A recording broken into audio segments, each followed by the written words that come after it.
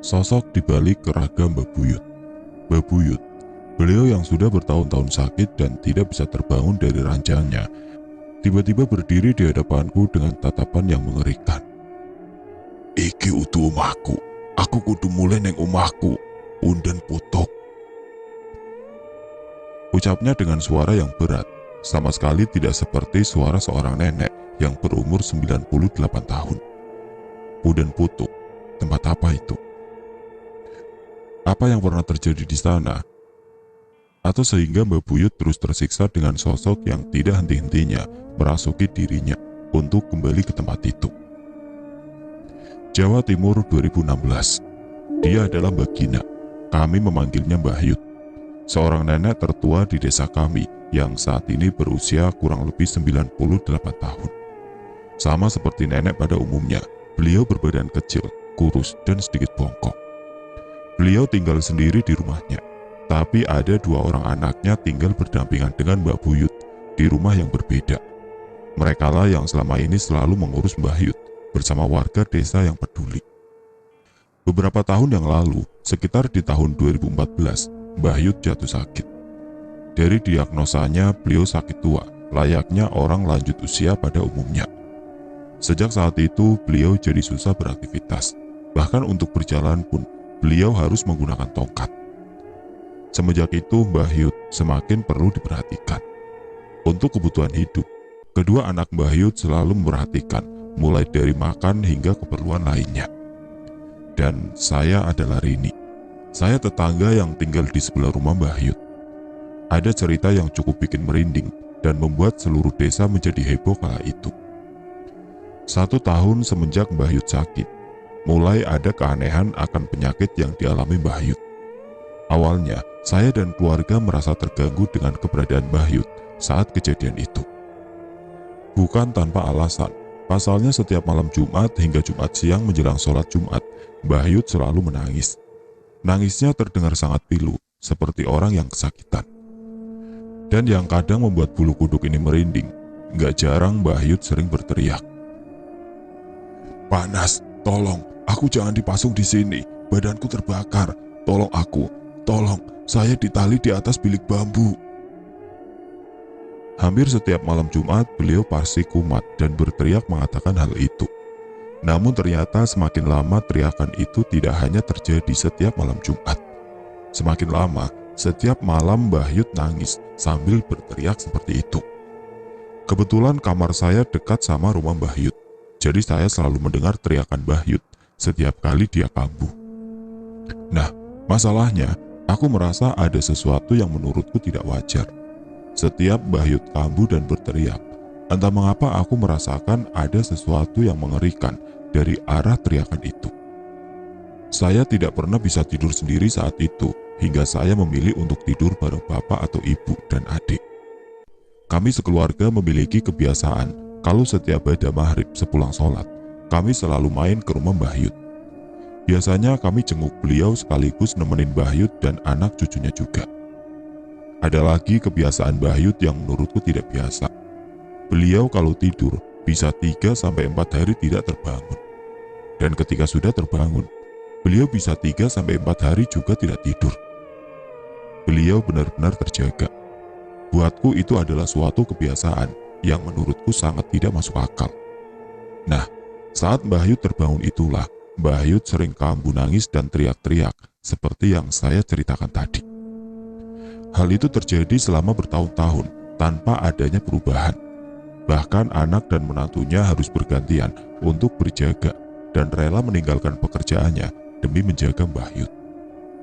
Saat ini sudah bertahun-tahun Mbah Yut ada dalam kondisi itu. Semakin lama fisik Mbah Yut juga semakin lemah. Bahkan untuk makan pun Mbah Yut harus disuapi dan benar-benar tidak bisa apa-apa. Tapi tetap saja Mbah Yut masih sering kambuh berteriak-teriak, terutama setiap malam Jumat. Suatu ketika di malam Jumat, bapak-bapak di lingkungan saya sedang mengadakan kegiatan yasinan di masjid. Sebenarnya itu adalah kegiatan rutin. Dan waktu itu bapak saya dan anak laki-laki yang lain juga ikut yasinan. Alhasil yang nungguin rumah Mbah Yut itu hanya kami para wanita. Saya, adikku Yati, ibu, Mbak Uti, bersama anak dan menantu Mbak Yut. Sambil menunggu, kami menonton televisi bersama yang lain. Tapi tiba-tiba, Yati berbicara dengan nada yang bergetar. "Mbak, Ibu, itu Mbak Yut?" tanya Yati. "Iya, Ti, Mbak Yut di kamar," balas ibu masih fokus dengan film yang ia tonton. Tidak seperti ibu, aku penasaran dengan perkataan Yati. "Mbak Yut sudah sembuh, kok bisa berdiri sendiri?" tanya Yati. Seketika aku menoleh ke arah yang dituju Yati. Benar ucapannya, apa yang aku lihat benar-benar tidak masuk akal. Mbak Yut tiba-tiba duduk sendiri dan berdiri. Seketika kami semua kaget dan takut. Jelas saja, selama ini Mbak Yut sudah bertahun-tahun tidak bisa berdiri dan hanya terbaring di kasur. Sedangkan kali ini, beliau bisa berdiri seperti orang sehat. Satu lagi, Mbak Yut berbicara dengan kata-kata yang aneh. "Aku mau pulang, ini bukan rumahku." Kami semua merinding, tidak ada yang berani mendekati Mbak Yut selain ibu.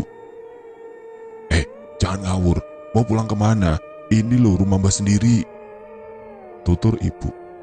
"Ini bukan rumahku." Mbak Yut masih tetap dengan ucapannya. "Rumahku di tempat yang jauh, di Punden Putuk sana. Ini bukan rumahku." Selama ini ibu memang termasuk seseorang yang peka dengan hal-hal yang berhubungan dengan gaib. Ia pun memegang tangan Mbah Yut sembari menatap tajam matanya. Entah apa yang terjadi, tiba-tiba Mbah Yut berteriak dengan suara yang berbeda. Suaranya terdengar berat, seperti suara laki-laki. Terlihat amarah di wajah Mbah Yut. "Kamu anak kemarin sore, jangan berani-berani melototin saya," ancam Mbah Yut dengan suara yang mengerikan. Saat itu ibu segera meminta tolong menantunya Mbah Yut yang bernama Mbak Nimas untuk memegangi tangannya. Aku ikut memegang kakinya. Di sebelah kami semua ada Mbak Uti yang berdoa sebisa beliau dengan harapan bisa menenangkan Mbah Yut.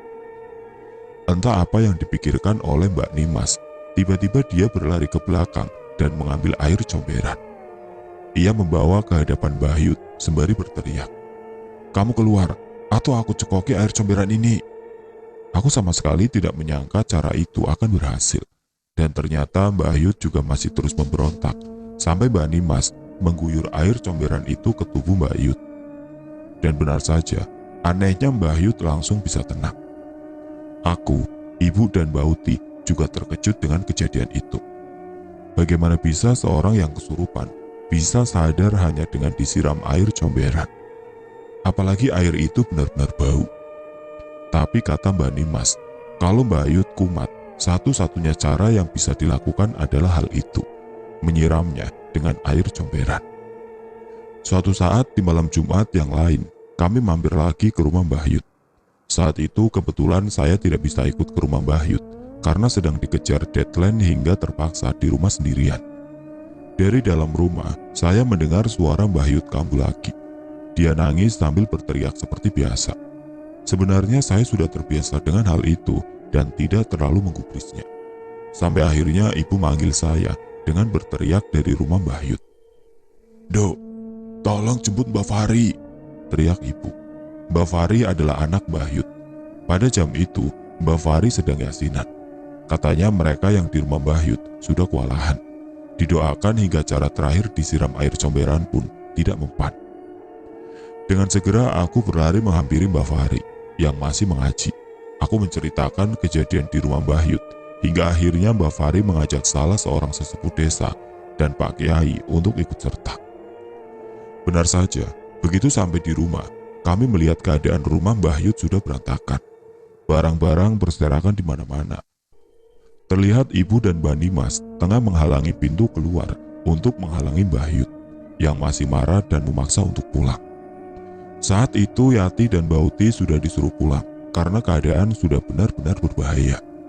Seketika saat melihat keadaan itu, Mbak Fari, sesepuh desa, dan Pak Kiai masuk ke rumah dan segera menahan Mbah Yut. "Siapa kamu? Apa maumu?" tanya Pak Kiai yang telah sempat membacakan doa sebelumnya.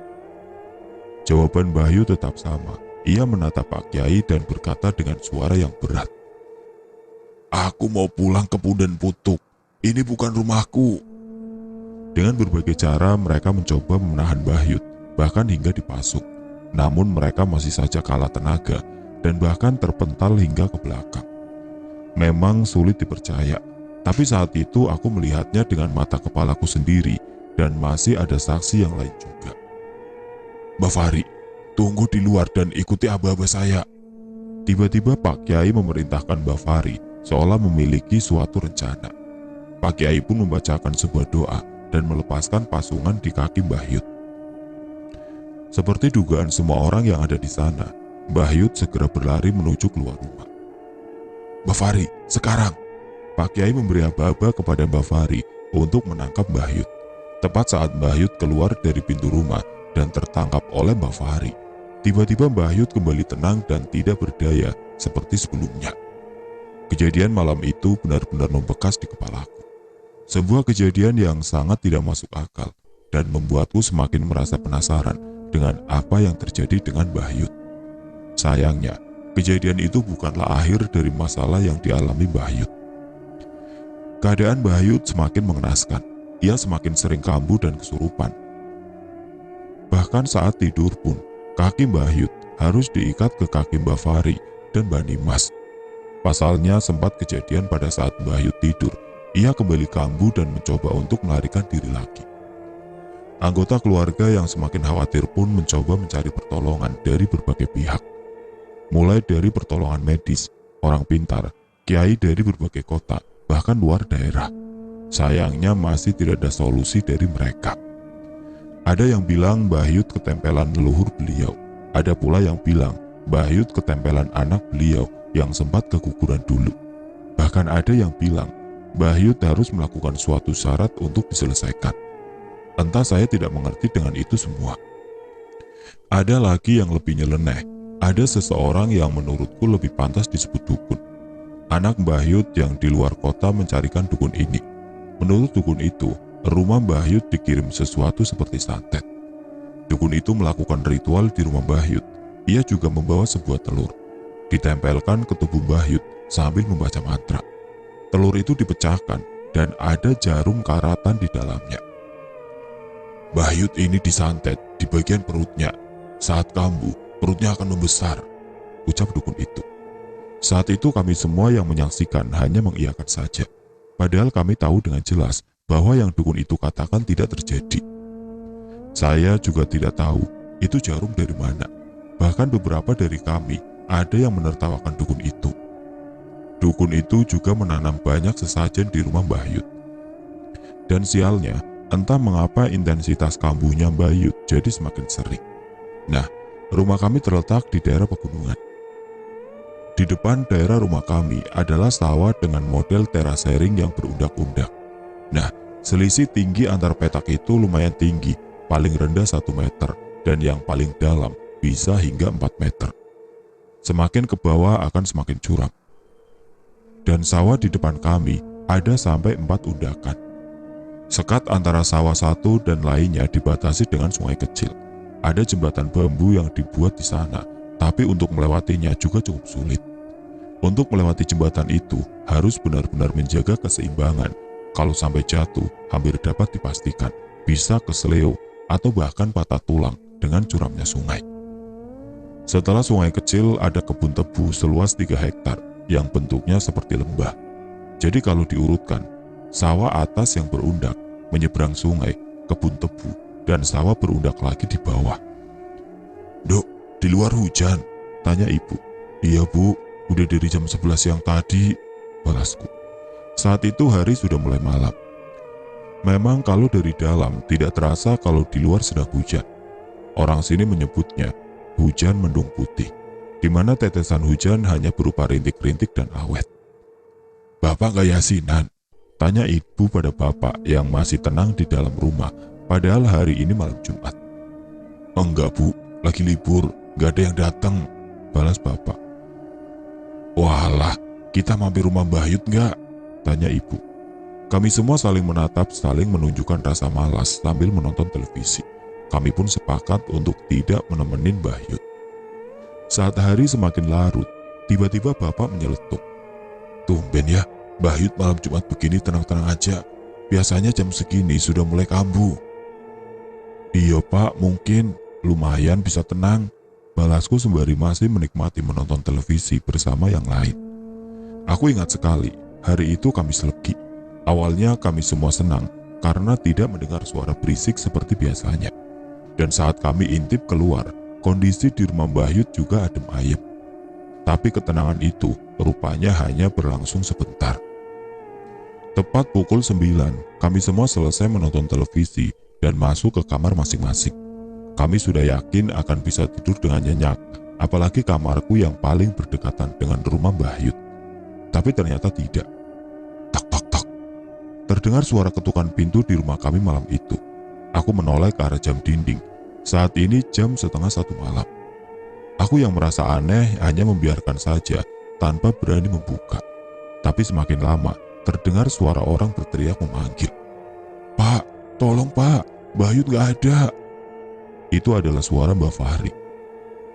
Sontak kami semua keluar dan panik. "Innalillahi wa innalillahi roji'un," ucap kami sekeluarga saat membukakan pintu untuk Mbak Fahri. "Enggak Pak, Mbah Yud gak meninggal, Mbah Yud hilang," jelas Mbak Fahri. Kami pun bingung dan meminta penjelasan Mbak Fahri. "Sekitar jam 12 tadi, saya terbangun untuk ke kamar mandi. Jadi saya melepaskan ikatan kaki saya ke Mbah Yud. Dan pas kembali, tiba-tiba Mbah Yud sudah tidak ada," jelas Mbak Fahri. "Mbak Nimas? Bukannya Mbak Nimas juga tidur sama Mbah Yud?" tanya ibu. "Nah itu, tiba-tiba ikatan di kaki Mbak Nimas juga terlepas. Dia pun tidak sadar," jawab Mbak Fahri.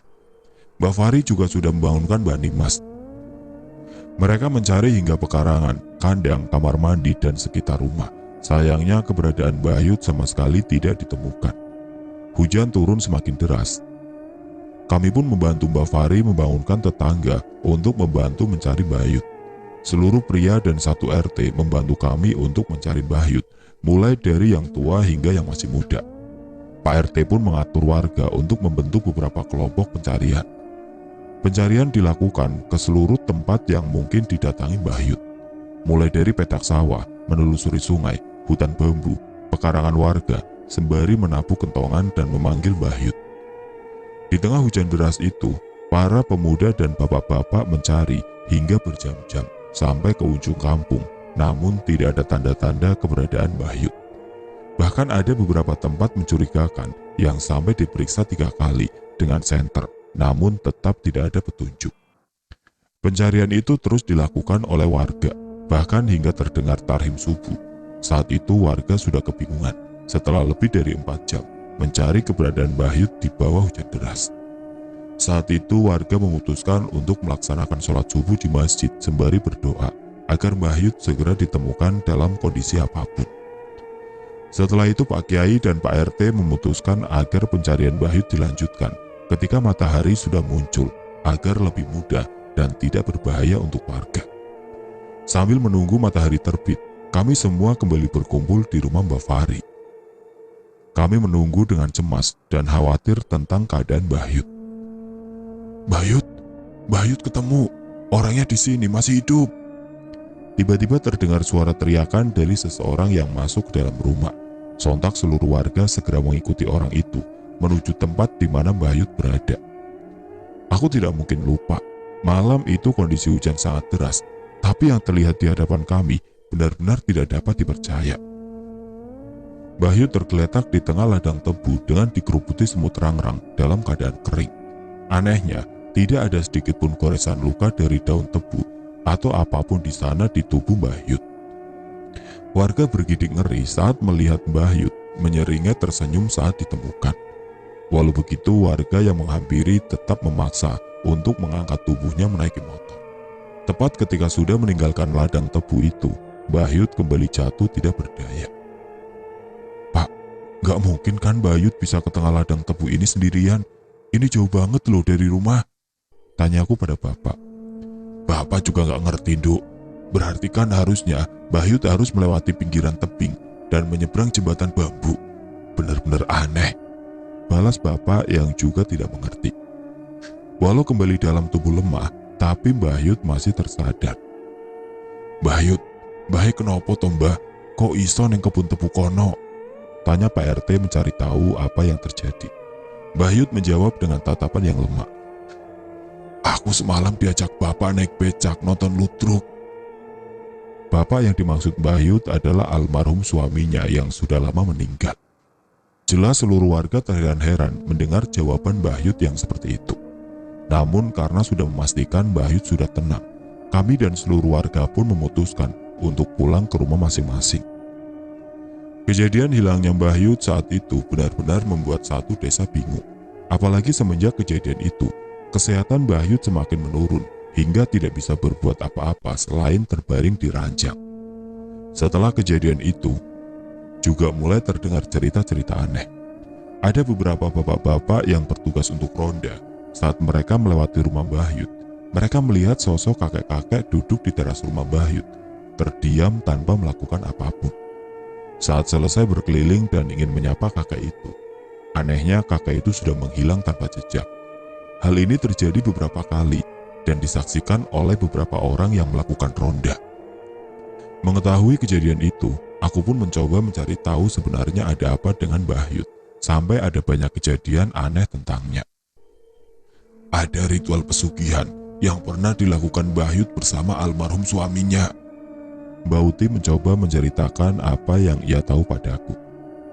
Punden Putuk itu adalah tempat sakral yang berada tidak jauh dari desa kita, tambah Mbak Uti. Itu tempat apa Mbak Uti? Memangnya Mbah Yud ngapain di sana? Tanyaku penasaran. Mbak Uti menghela nafas seolah berusaha mengingat apa yang terjadi di masa lalu. Dulu Mbah Yud itu orang gak punya. Beliau bersama almarhum suaminya akhirnya memutuskan untuk melakukan ritual pesugihan di Punden Putuk. Memang tidak main-main. Setelah melakukan ritual itu, tidak lama Mbah Yud dan almarhum suaminya menjadi kaya dan menjadi juragan tanah dalam waktu singkat. Cerita Mbak Uti. Aku memperhatikan ceritanya benar-benar. Rasa penasaranku sangat tidak terbendung kali ini. Dulu rumah Mbah Yud ini dihias serba hijau, mulai dari gorden, taplak meja, kelambu, spray, dan semua ornamen rumahnya berwarna hijau.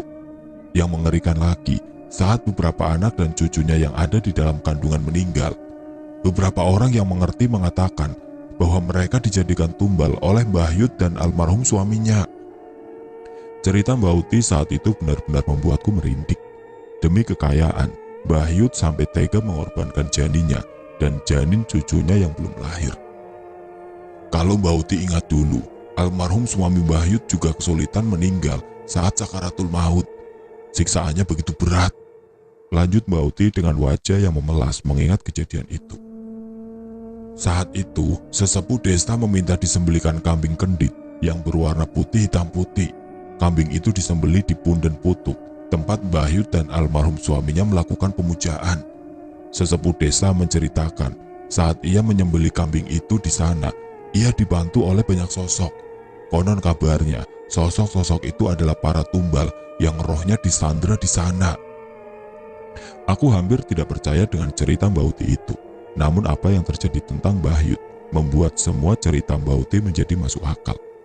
Di tahun 2018, saya dipindah tugaskan di luar kota, hingga lama tidak mendengar kabar tentang Mbah Yud. Saat-saat itu aku teringat saat kecil, saat Mbah Yud masih menempati rumah joglo yang memiliki 3 kamar berjajar.